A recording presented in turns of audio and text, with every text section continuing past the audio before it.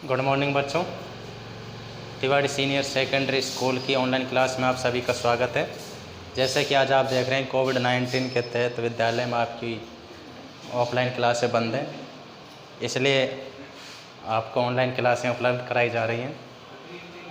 हम आशा करते हैं कि आपको ऑफलाइन क्लास की भांति क्या है कि ऑनलाइन क्लासें अच्छी तरह से समझ आ रही होंगी। तो आइए देखते हैं अपने कक्षा 8 विषय संस्कृत और विलास्यवाणी न कदापि में श्रोता नामक लेसन है। तो ये प्रकरण है, पाठ है, इसे कोई हम पाठ कहते हैं, लेसन कहते हैं, प्रकरण कहते हैं। तो इस लेसन में आपकी एक कहानी है, एक शेर और गीदड़ यानी श्रृगाल की कहानी है। तो सबसे पहले पाठ का नाम बता देता हूँ। पाठ का नाम क्या है? विलास्यवाणी न कदापि में श्रोता। विलस्य मन बिल की वाणी मन वाणी, न मन नहीं कदापि मन कभी भी, मैं मन मेरे द्वारा सुनीता श्रोता मन सुनी गई। यानी बिल की वाणी मेरे द्वारा कभी भी सुनी नहीं गई है। वो कैसे नहीं सुनी गई है? इसमें एक कहानी है कि किसी वन में क्या है कि एक शेर रहता था। उस शेर का नाम था खरन खर। तो वो क्या है कि एक बार क्या इधर उधर घूमता हुआ भूख और प्यास से क्या व्याकुल हो चुका था। उसे कभी भी कहीं सुबह से शाम हो गई थी लेकिन उसे कुछ भी खाने को नहीं मिला था। तो उसने सुबह से शाम हो गई तो उसने क्या एक गुफा को देखा। उसने गुफा को देखकर के अंदाज़ा लगाया कि हो सकता है कि इसमें शाम के समय कोई जीव आता है, कोई जानवर आता है, तो मैं क्यों ना इसे गुफा में जा कर के छिप जाता हूँ और जैसे कोई आएगा तो मेरा वो आहार बन जाएगा। वो शेर क्या है, खरनखर नामक जो शेर था वो ऐसे ही करता है और वो क्या है गुफा में जा कर के बैठ जाता है।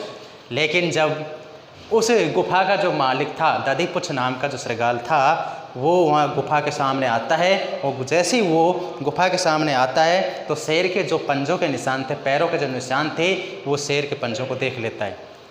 जाते हुए पैरों के निशान तो थे लेकिन आते हुए पैरों के निशान नहीं थे। वो समझ जाता है कि आज मेरे गुफा में या मेरे बिल में कोई श्रृगाल, कोई सिंह बैठा हुआ है, कोई शेर बैठा हुआ है। तो शेर उसमें बैठा हुआ था। तो गीदड़ ने क्या है कि अपना एक तर्क प्रस्तुत किया, यानी एक सोचा, उसने मन में सोची एक बात कि क्या सोची कि क्यों ना मैं इसमें पता करूं कि इसमें शेर अभी भी है या नहीं। तो क्या है, उसने क्या है दूर से ही खड़े होकर के श्रृगाल ने और अपने जो गुफा है उसको आवाज़ देना शुरू किया कि हे गुफा, क्या तुम भूल गई कि मैं जैसे ही शाम के समय अपनी गुफा में या बिल में वापस लौटूंगी तुम मुझे बुलाओगी, लेकिन आज आप आवाज़ क्यों नहीं दे रहे?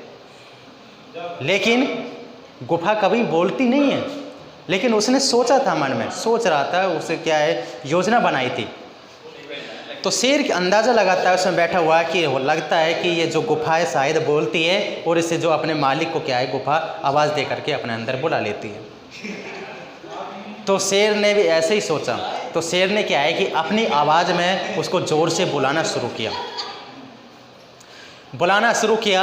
जैसे उसकी तेज़ आवाज़ आती है, प्रतिध्वनि आती है, ध्वनि से ध्वनि आती है, टकरा करके तो तेज़ ध्वनि आती है गुफा में। तो क्या है वो श्रृगाल है, जो गीदड़ है, वो क्या है पहचान, जो उसकी शेर की आवाज़ को क्या पहचान लेता है और क्या है कि वो गीदड़ है जो वहाँ से दूर भाग जाता है। भागते हुए उसने कहा कि मैं वृद्ध अवस्था तक पहुंच चुका हूं लेकिन आज तक मैंने कभी भी अपनी गुफा की वाणी या आवाज़ को कभी नहीं सुना। तो ये कहानी आपकी क्या है इस लेसन में दे रखी है। तो आइए हम इस लेसन को संस्कृत में पढ़ते हैं। ये तो था आपका जो एक छोटी सी कहानी थी, स्टोरी थी, जो मैंने आपको सुना दी, पाठ परिचय था। अब देखिए हम पाठ के बारे में पढ़ते हैं, ठीक है। तो देखिए कस्मिंचित वने खरनखर नाम सिंह प्रतिवस्ती। इसमें क्या है, कस्मिंचित वने मन किसी वन में खरनखर नाम है, मन खरनखर नाम का सिंह प्रतिवस्ती में शेर रहता था। यानी किसी वन में खरनखर नाम का एक क्या शेर रहता था। सह कदाचित इतस्तत परिभ्रमण सुधार्थ न किंचित अपि आहारम प्राप्तवान। सह मन उसने, किसने? शेर ने। कदाचित मन कभी इधर, इतस्त मन इधर उधर, परिभ्रमण मन घूमते हुए, क्षुधार्थ मन भूख से पीड़ित, नय मन नय किंचित मन कुछ भी, अपि मन भी, आहारम प्राप्त मन भोजन प्राप्त किया। यानी उस शेर ने कभी इधर उधर घूमते हुए और भूख से पीड़ित होते हुए उसने कभी अपने भोजन को आहार को प्राप्त नहीं किया, अर्थात वो भूख से पीड़ित था, व्याकुल था। तो तत् सूर्यास्त समय एकमैति गोयम दृष्ट्वा स अचिंत्यत, यानी तत् तो इसके बाद क्या होता है, देखिए सूर्यास्त सूर्यास्त के समय जो सायंकाल का जो समय था, उस एकम महति गुफायाम गोयाम, एकम मन एक, महति मन महान, गोयाम मन गुफा को, एक महान गुफा को, एक विशाल गुफा को, एक बड़ी गुफा को दृष्टवा मन देख करके सह अचिंत्यत मन उसने सोचा, उसने बड़ी गुफा को देख करके सोचा। नूनम एतस्याम गोयाम रात्रौ कोऽपि जीवे आगच्छति, कि नूनम मन निश्चय ही एतस्याम गोयाम मन इस गुफा में रात्रौ मन रात्रि के समय में कोऽपि जीव मन कोई जीव आगच्छति मन आता है, यानी उसने एक बड़ी विशाल गुफा को देख करके सोचा कि निश्चय ही इस गुफा में रात्रि के समय कोई जीव आता है या जानवर आता है। अतः अत्र एव निगूढ़ो भूत्वा तिष्ठामि इति, अतः मन इसलिए अत्र एव मन यहीं पर ही निगूढ़ो भूत्वा मन छिप करके तिष्ठामि मन बैठ जाता हूँ, इसलिए मैं यहीं पर क्या छिप करके बैठ जाता हूँ। इति ऐसा उसने सोचा, किसने सोचा, शेर ने सोचा कि मैं इस गुफा में जाकर के छिप करके बैठ जाता हूँ, ऐसा उस शेर ने सोचा। देखिए आपका ये जो पैराग्राफ था, जो पूरा एक पैराग्राफ पूरा हुआ, देखिए सेकंड पैराग्राफ में क्या है, तो एतस्मिन् अनंतरे गोयाम स्वामी दधिपुच्छ नामक शृगालय असम आगच्छते, एतस्मिन् अंतरे इसी बीच में गोयाम स्वामी जो गुफा का जो स्वामी था या जो मालिक था, दधिपुच्छ नामक शृगाल यानी दधिपुच्छ नाम का एक गीदड़ सम आगच्छते वहाँ आता है, यहाँ वहाँ आया तो देखिए आकर के स यावत पश्यति,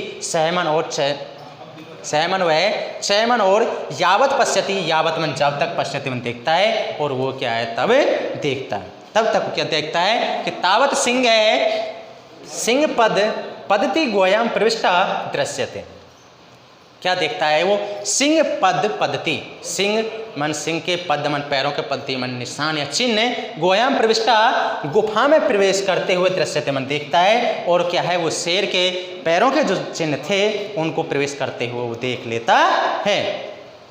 नैचे बहिरागता, लेकिन चयमन और नयमन नहीं भई आगतमन बाहर आए, लेकिन वो जाते हुए पैरों के निशान तो देखे, लेकिन बाहर की तरफ आते हुए उसने पैरों के चिन्ह नहीं देखे, अर्थात वहाँ चिन्ह थे ही नहीं कि शेर वहाँ बाहर आया ही नहीं। शृगालय अचिंत्यत, और शृगालय ने अचिंत्यत मन सोचा, शृगाल ने क्या सोचा, देखिए अहो विनिष्टो अस्मि, अहो मन अरे, विनिष्टो मन विनष्ट, अस्मि मन हो गए, अहो मैं विनाश को प्राप्त हो गया हूँ, या विनाश मेरा हो गया है, या मैं विनाश को प्राप्त हो गया हूँ। नूनम अस्मिन बिले सिंहे अस्ति इति तर्कयामि, नूनम मन निश्चय ही, अस्मिन बिले इस गुफा में, सिंह मन सिंह, अस्ति मन है कि निश्चय ही इस गुफा में क्या है, एक शेर। इति तर्कयामि, इति मन ऐसा, तर्कयामि मैं सोचता हूँ, या मैं ऐसा सोच रहा हूँ। कौन सोच रहा है, गुफा का स्वामी कौन, दधिपुच्छ नामक जो शृगाल है, वो ऐसा सोच रहा है कि इस गुफा में क्या है, शेर बैठा हुआ है।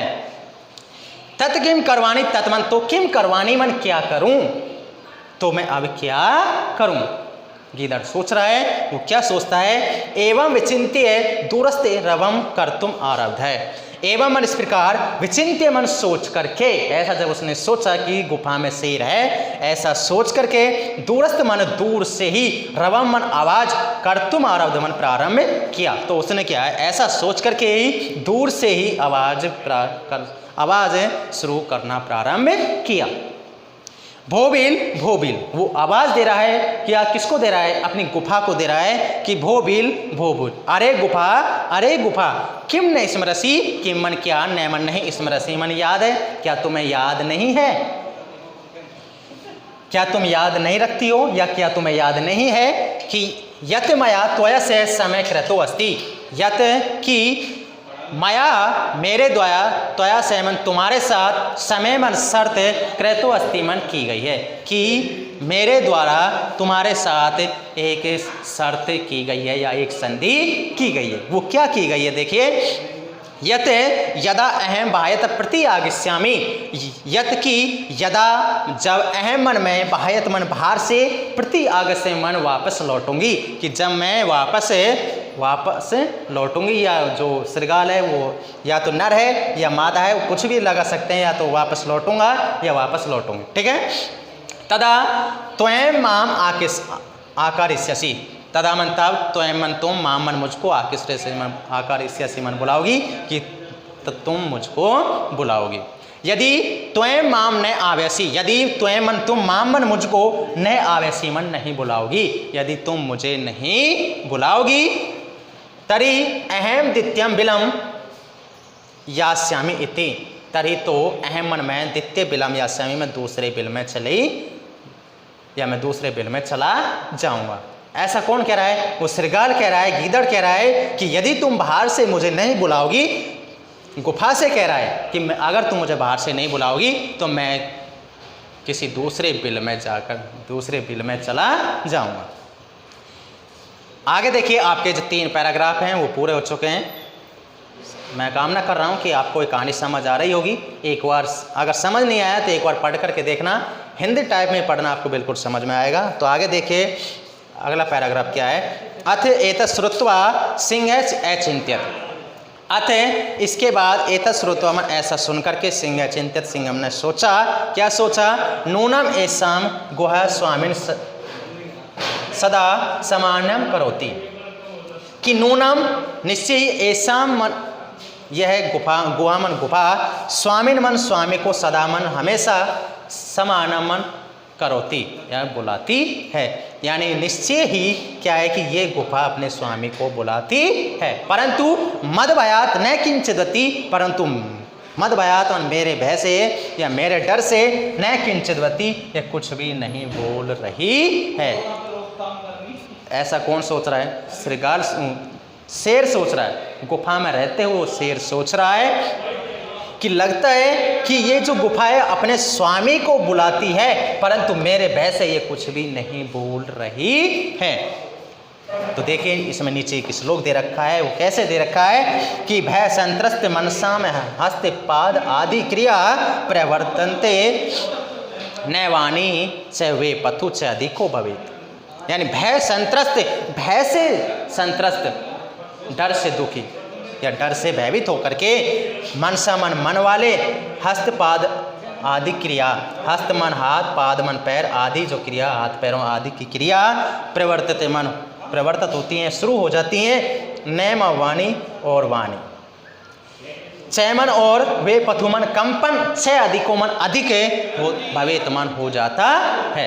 यानी इसमें बताया गया है कि भय से पीड़ित होने वाले मन वाले व्यक्ति, जो भय से पीड़ित होते हैं, ऐसे मन वाले जो व्यक्ति होते हैं, और उनके हाथ पैर आदि की क्रियाएं और वाणी कभी भी प्रवृत्त नहीं होती या कभी भी वाणी नहीं निकलती है। सिर्फ और सिर्फ अपने शरीर में क्या है, वे पथु से अधिक और कंपन अधिक हो जाता है। यानी जब हमको डर लगता है, मन में जब डर बैठ जाता है, तो हमारे हाथ पैर आदि की जो क्रियाएं वो काम करना बंद कर देती हैं और ना वाणी निकल पाती है। सिर्फ और सिर्फ क्या होता है, हमारे शरीर में क्या झंझनाहट होती है, यानी एक तरह से कंपन पैदा हो जाता है।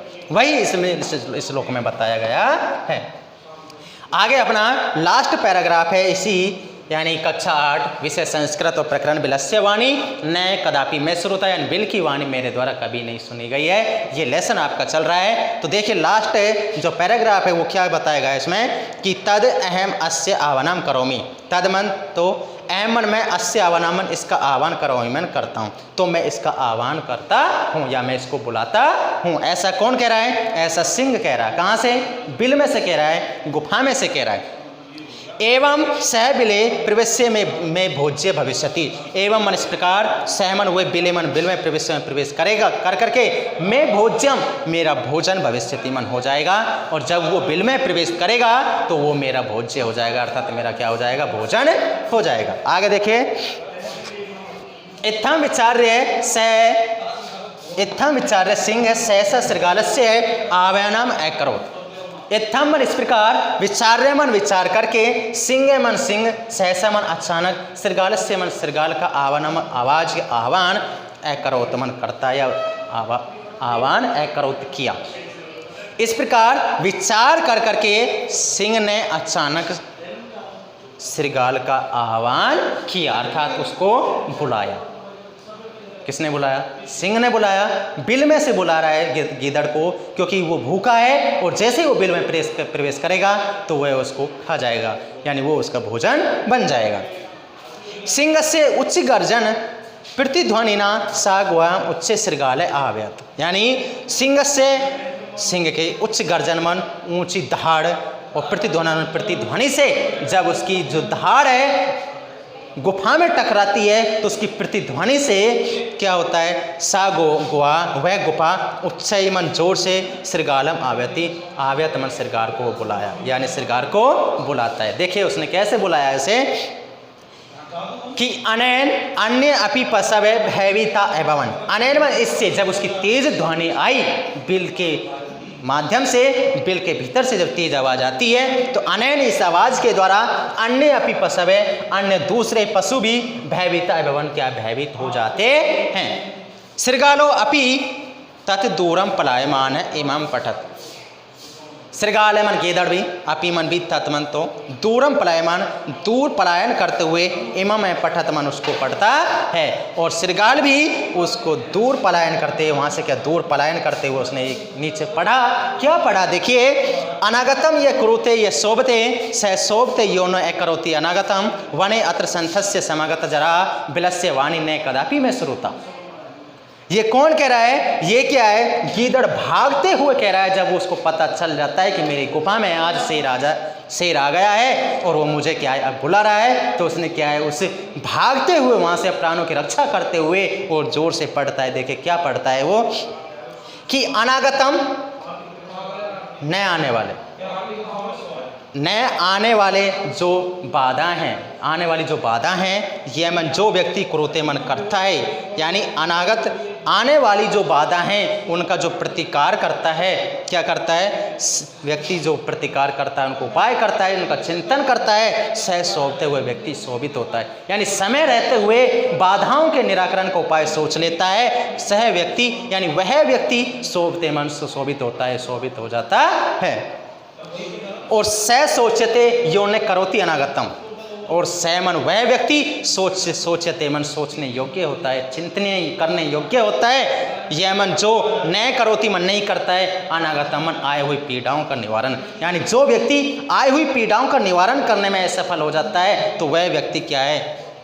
सोचनीय हो जाता है, चिंतनीय हो जाता है, यानी वह समय रहते हुए उन बाधाओं को दूर करने का उपाय नहीं सोचता है, तो बाद में क्या पीड़ाओं के बारे में, बाधाओं के बारे में हमेशा सोचता रहता है।